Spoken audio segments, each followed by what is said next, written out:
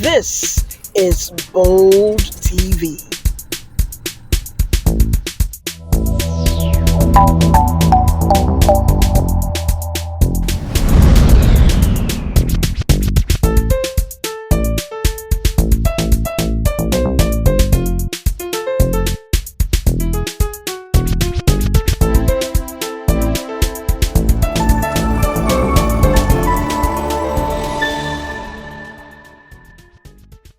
Good morning and welcome to another very beautiful episode of Bold TV, powered by Bold Heart Network Initiative.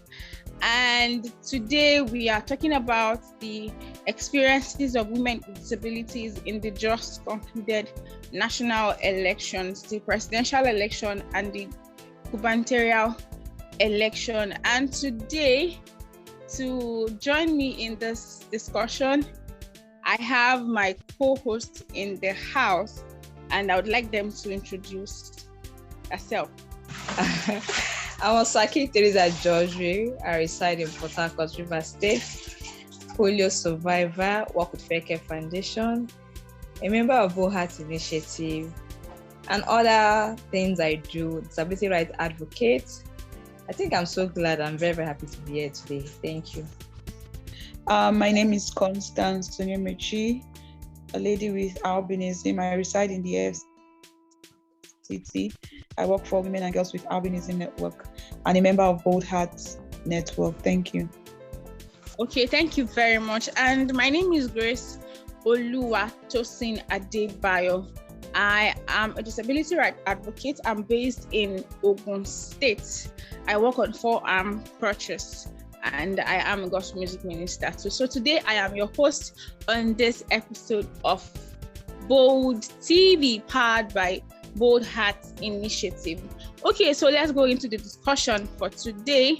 We are talking about the experiences of women with disabilities in the just concluded election. So I'm going to start by asking this question by saying, as a Nigerian citizen with the right and duty to vote, did you go out to vote, and were there challenges voting? Constance, can you please give us your own response to that question? Okay, thank you very much for that question. So on that day of election, the presidential election, because I reside in the FCT, so we had the presidential election here. Okay. I was an observer, an electoral observer, and during the course of observing, I noticed that most of the advocacy we took to INEC, they didn't keep to their own part of the bargain, such as an accessible polling unit for persons with disabilities. So part of what I saw was most of the polling units were not so far apart from each other, but when you have to cast your vote, like we are observed, they got one polling unit in front of a someone's house, and there was a gutter. So there was nothing put in place there for someone who is on a wheelchair to access that polling unit. So the gutter wasn't even covered. And then I had to speak with some people to ensure that they put like a walkway, a plank covering the gutter, because I saw a man with disability come there and he had difficulty jumping over. So we had to improvise. Secondly, there were no assistive devices. There were no braille ballot papers. There was no form, I think it's called EC40H, for persons with disabilities to feel that they actually participated in the electoral process. So for me as an observer of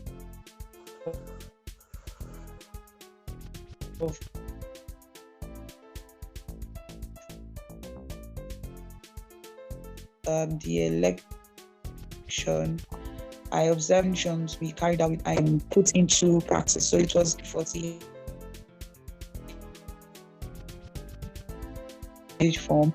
You won't know if a process, because they were not giving the form to fill, and there were no assistive devices for persons with disabilities at the polling unit where I observed? Thank you.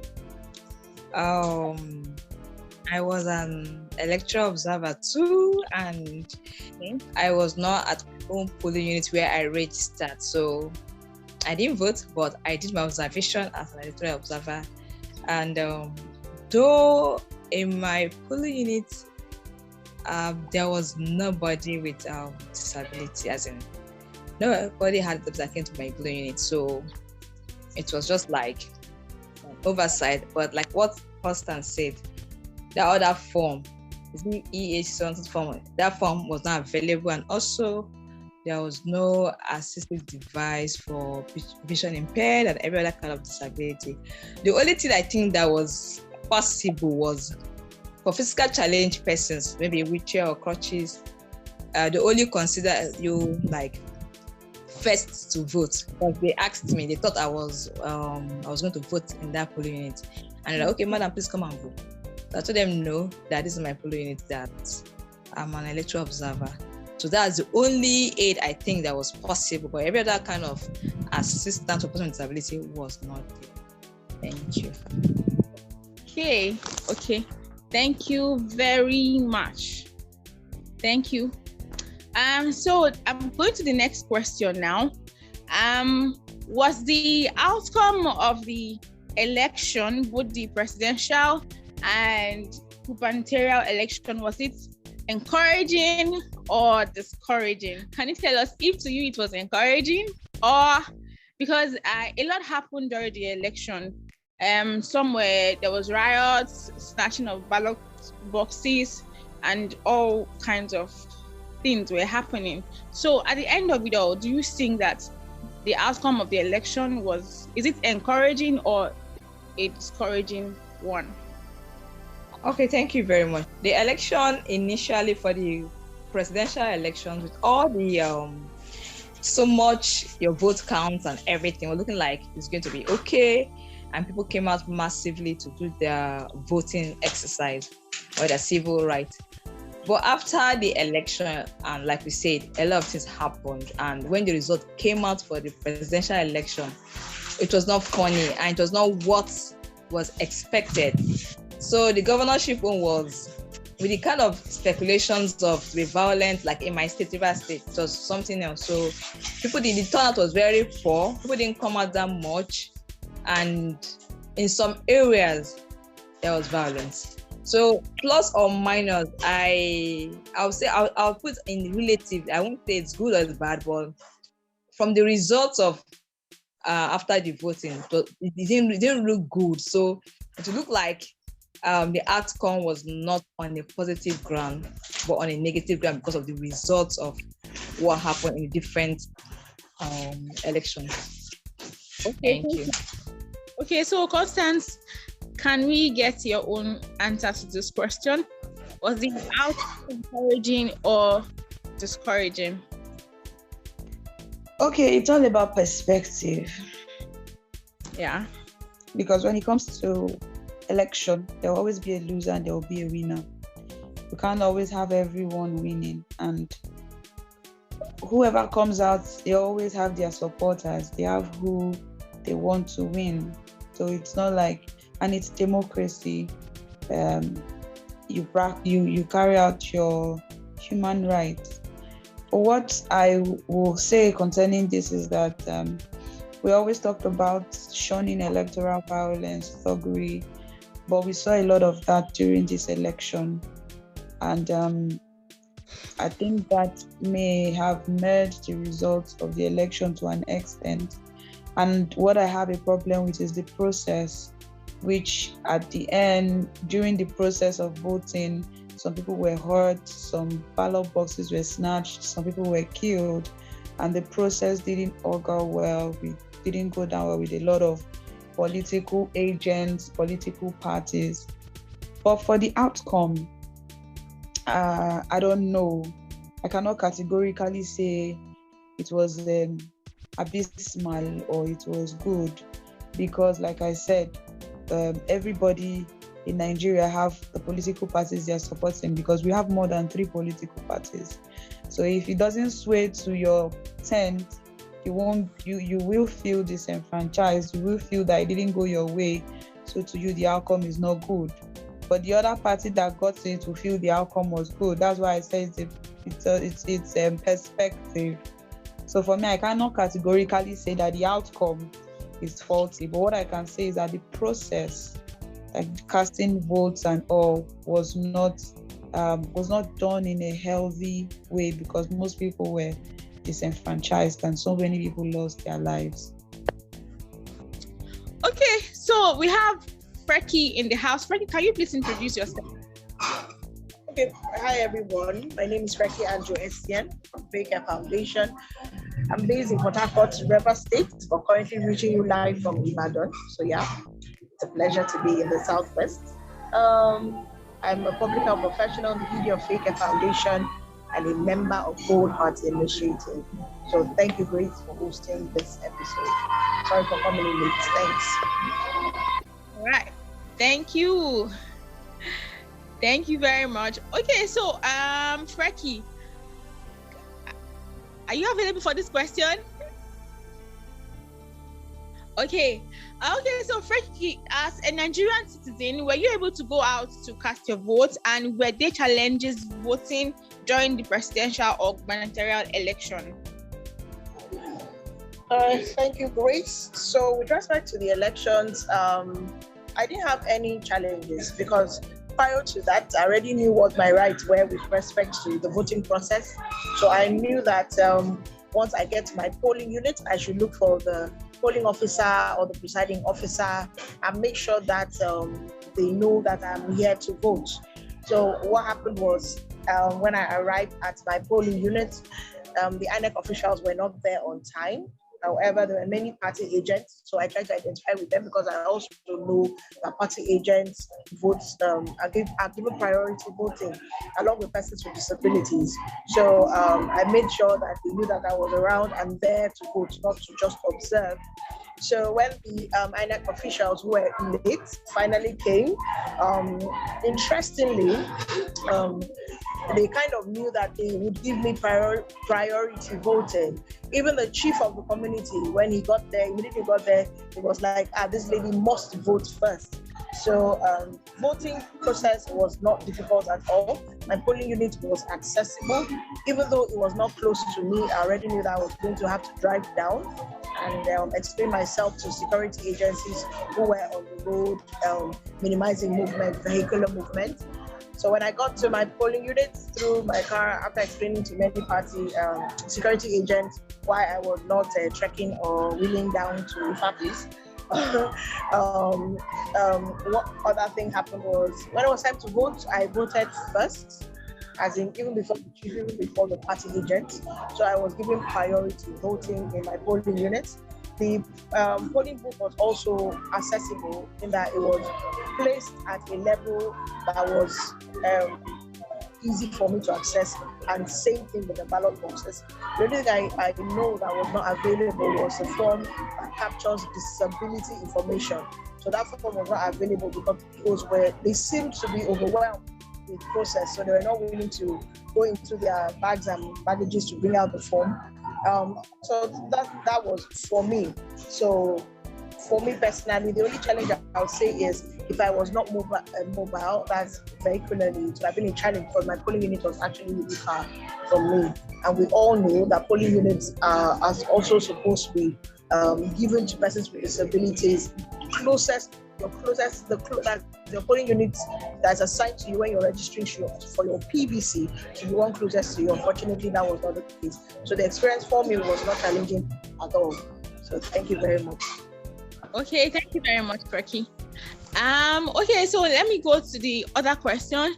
I asked the other time, I said from the response Constance gave to us the other time, I want to ask, do you think that during the planning of this election, that people with disabilities were included in the plans, in the provisions made for election? Osaki, can we hear your own opinion about this?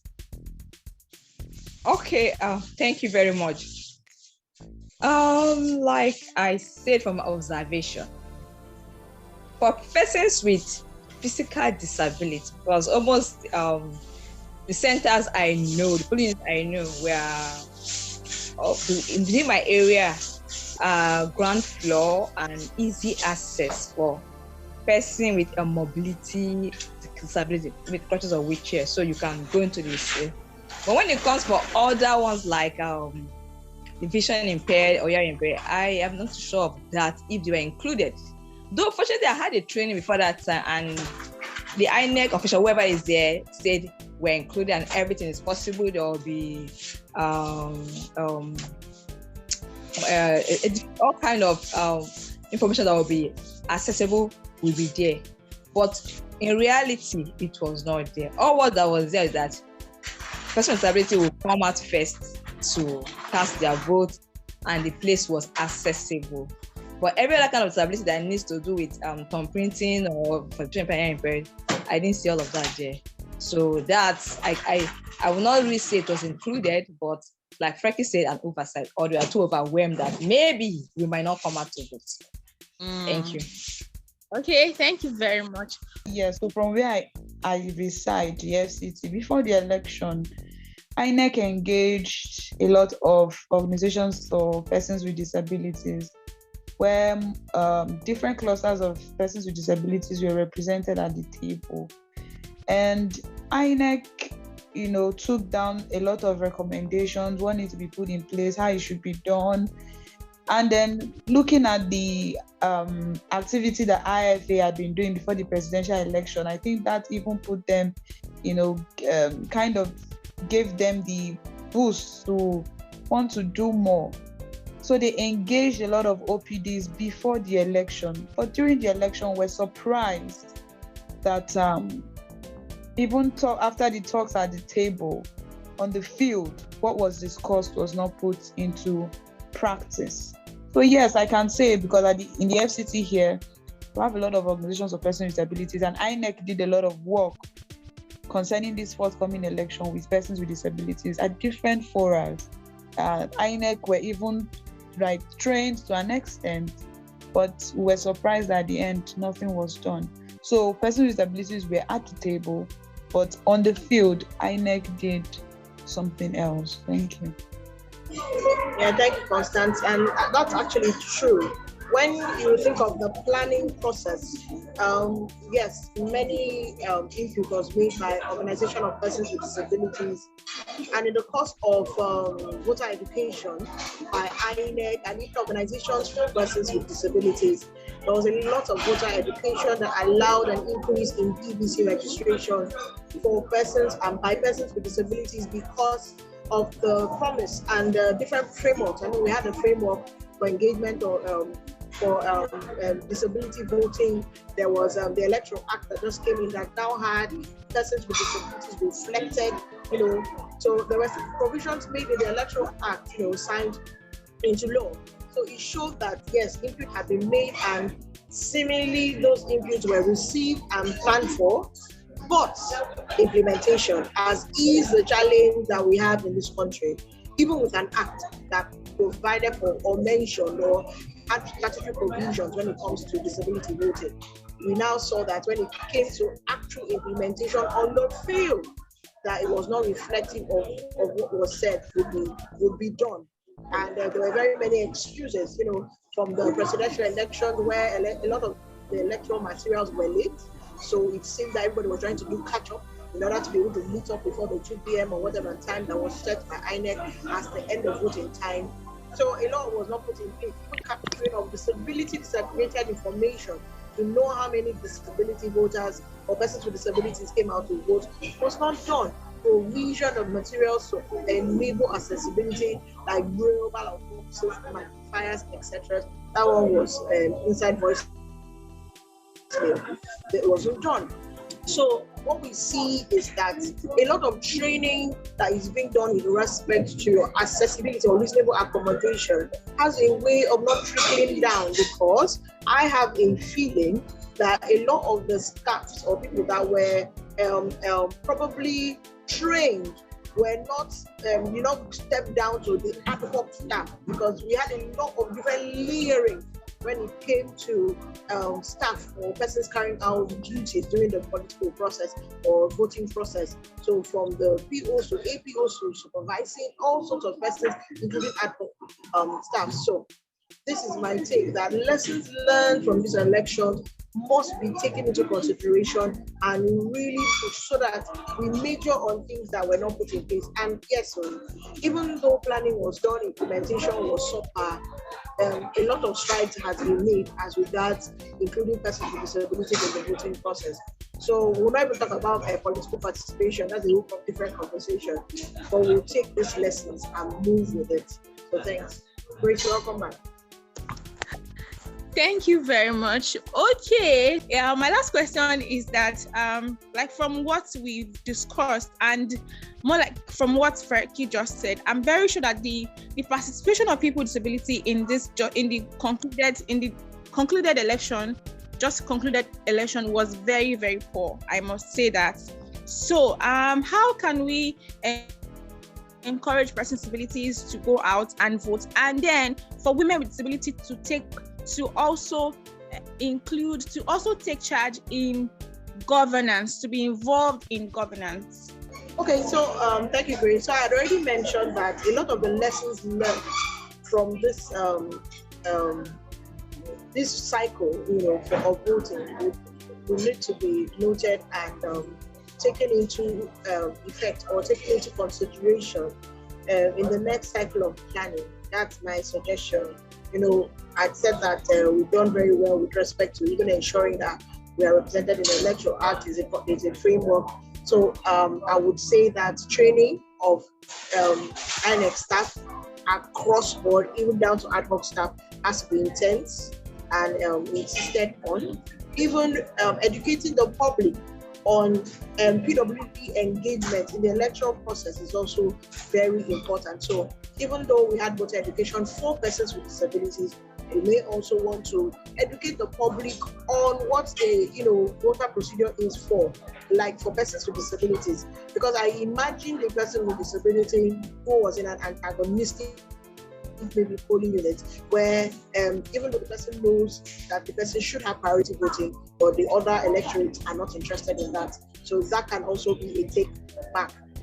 Also, I would say PWD is being involved as actually ad hoc staff, not just observers, because I noticed that a lot of PWD were majorly observers, but being part of the staff, like INEC staff, may be important. It's important in promoting disability mainstreaming, because they too may be a voice in ensuring the process happens. So recruitment is also important in the next cycle. And then finally, for me, for women with disabilities, you don't wait till there is a political cycle. Start engagement. If you're interested in the next tranche of being elected into office, start now. Belong to a political party, gain visibility, have your manifesto or your points of engagement. Let your platform not only be disability, but be about impacting the communities that you want to serve in whatever office you choose. Thank you. Okay, thank you very much. How can we encourage women with disabilities to get involved in governance? How can we encourage them to get involved? Thank you. Sorry, I'm coming in late. I had something came up that I just couldn't avoid. My name is Afiometim, and I'm a medical lab scientist based in Uyo. I'm a part of a member of Bold Hearts Initiative, Fair Care Foundation, and also, a woman with disability. I use a wheelchair from spinal cord injury. So to your question about how women, if I heard you right, how women with disabilities can be encouraged to, be a part of governance. I think first and foremost, it would take, I think the most important thing would be having a mind reset, constant education and orientation, because many persons with disability, especially women with disabilities, don't think that, they have a role to play. Many of them have never been given opportunities to do so, whether at any level, from the home to the workplace and beyond. So many of them have often been disempowered and so many do not think they have the ability to lead in any capacity. So I think the first thing would be to reorientate their minds, teach them and help them to see themselves as leaders, no matter where they find themselves. And then, at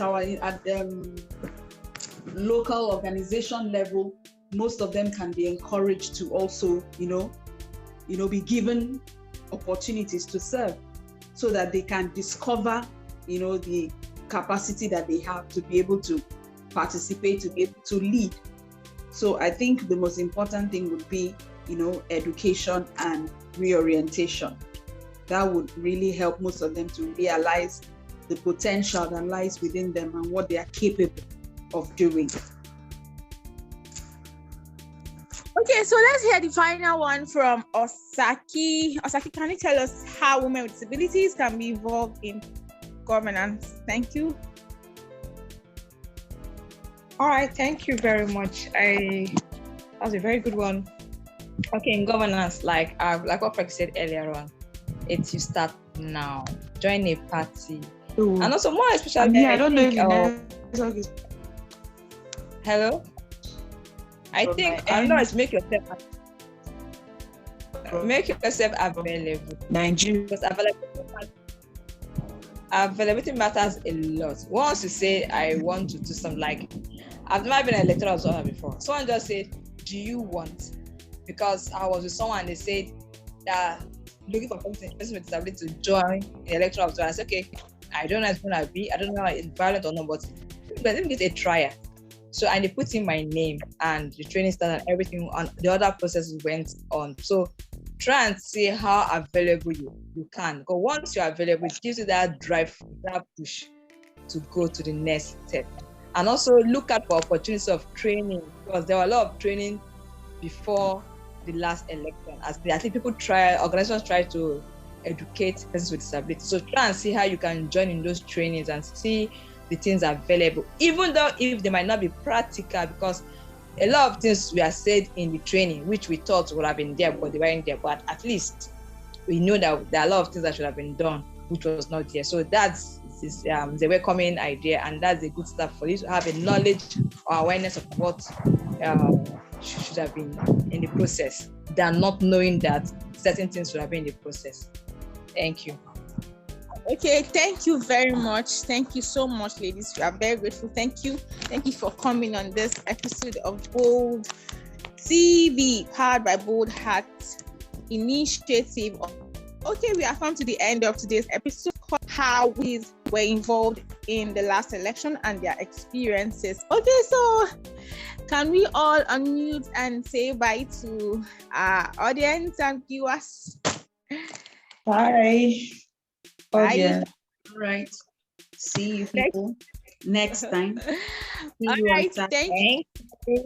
Bye. Thanks, Gracie, for hosting. Thanks, ladies. Bye-bye.